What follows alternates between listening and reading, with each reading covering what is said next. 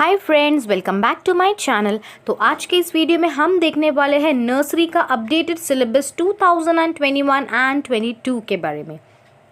इस वीडियो में मैं शेयर करने वाली हूँ एकेडमिक्स एक्टिविटीज़ एट होम जो आप बच्चे को घर पे करवा सकते हो, extra curricular activities at home जो कि आप प्ले वे के थ्रू बच्चे को सिखा सकते हो, and some sample worksheets. Okay, इसके साथ साथ आपको एंटायर नर्सरी सिलेबस, बच्चे को कब पेंसिल पकड़ानी है, कैसे उसका फिंगर डेवलपमेंट, सब कुछ मैं इसमें शेयर करने वाली हूँ। तो वीडियो को एंड तक ज़रूर देखिए, बहुत ज़्यादा इन्फॉर्मेटिव और इनोवेटिव आइडियाज़ से भरी हुई है।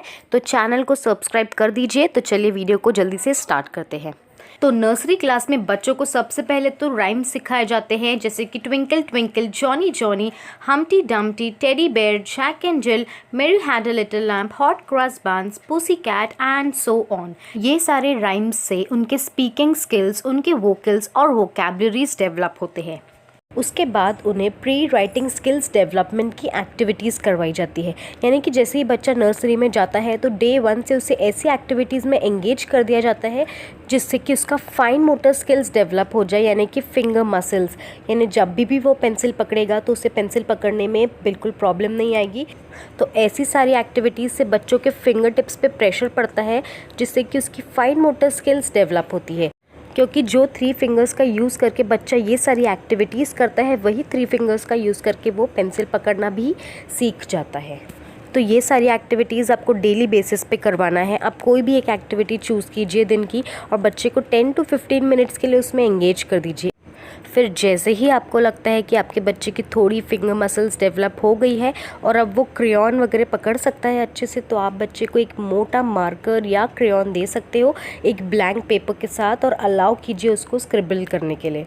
मतलब उसको जैसा चाहे वो वैसा स्क्रिबलिंग करेगा, और ये आपको कम से कम कुछ 8 to 10 डेज़ के लिए कंटिन्यू रखना है। फिर जैसे ही बच्चों का थोड़ा कंट्रोल आ जाए हाथ पे, तो उन्हें standing line, sleeping line, slanting line, left curve, right curve, upward curves, downward curves, ये सारे के साथ साथ उन्हें बहुत सी सेंसोरियल एक्टिविटीज़ करवाई जाती है जिससे वो टच और फील करके चीज़ें सीखते हैं।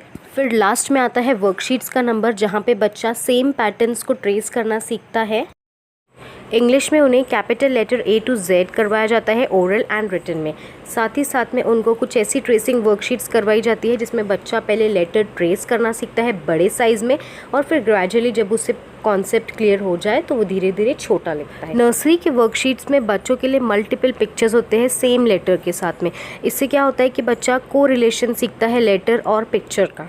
नंबर वर्क यानी कि मैथ्स। तो यहाँ पे बच्चे को नंबर सिखाने के पहले कुछ प्री नंबर कॉन्सेप्ट सिखाए जाते हैं, जैसे कि same and different, big and small, tall and short, heavy and light, more and less, full and empty.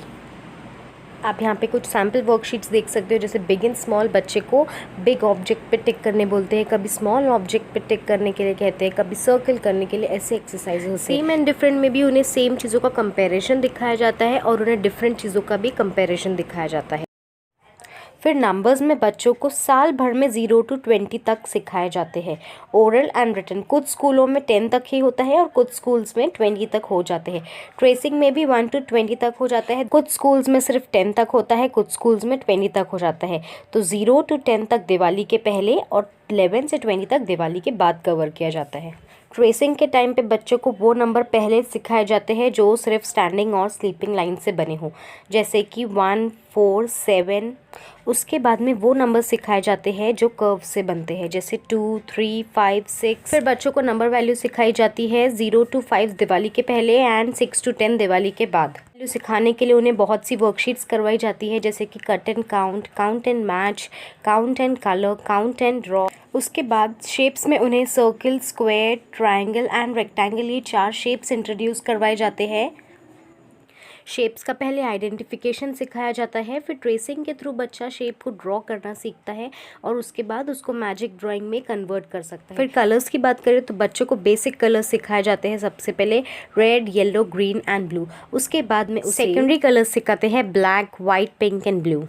फिर जनरल अवेयरनेस में उन्हें माई सेल्फ और खुद के बारे में, my self, my body, my family, my home, my school, my favourite toy. Seasons में उन्हें समर, विंटर, रेनी सीजन के बारे में पढ़ाया जाता है कि इनमें क्या होता है, वेदर चेंज, और द क्लोथ्स वी वेयर। उसके बाद ट्रांसपोर्टेशन में उन्हें road, air and water vehicles के बारे में पढ़ाया जाता है और ये कौन से मोड्स ऑफ ट्रांसपोर्ट है ये बताया जाता है। सिर्फ आइडेंटिफिकेशन होता है नर्सरी में। फिर फ्रूट्स वेजिटेबल्स में सारे कॉमन फ्रूट्स एंड वेजिटेबल्स आते हैं और उनका आइडेंटिफिकेशन होता है। एनिमल्स में सारे वाइल्ड एनिमल्स और डोमेस्टिक एनिमल्स का भी आइडेंटिफिकेशन होता है। फिर ईवीएस में उन्हें गुड ईटिंग हैबिट्स में हेल्दी फूड और जंक फूड के बारे में बताया जाता है। जनरल कॉन्वर्सेशन होते हैं, what is your name, about family, खुद के बॉडी के बारे में। फिर शो एंड टेल एक्टिविटी होती है, ये बहुत अच्छी एक्टिविटी होती है स्पीकिंग्स और वोकल्स डेवलप करने के लिए।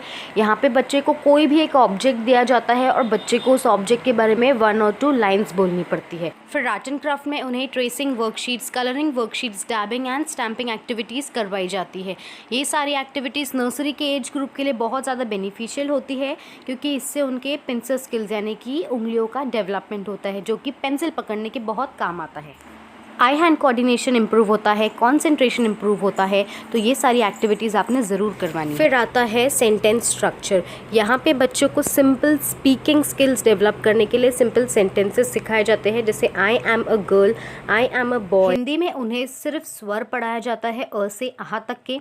उसके बहुत सारे वर्कशीट्स करवाए जाते हैं। हर एक स्वर का एक राइम होता है जिसके थ्रू बच्चों को पढ़ाया जाता है। कुछ इस तरह के वर्कशीट्स करवाए जाते हैं आइडेंटिफिकेशन के, मैचिंग के और ट्रेसिंग के। देखा जाए तो बच्चों के लिए हिंदी थोड़ी सी डिफ़िकल्ट होती है मैथ्स और इंग्लिश के कंपैरिजन में। इसलिए स्कूल्स में बच्चों को हिंदी दिवाली के पहले तक सिर्फ ओरल सिखाते हैं और उसके बाद उन्हें रिटन वर्क करवाया जाता है। एक बात का ध्यान आप और रखिए कि जब भी आप अपने बच्चे को इंग्लिश लेटर या अक्षर पढ़ा रहे हो तो आप ऐसे ही मल्टीपल पिक्चर वाले बुक का यूज़ कीजिए।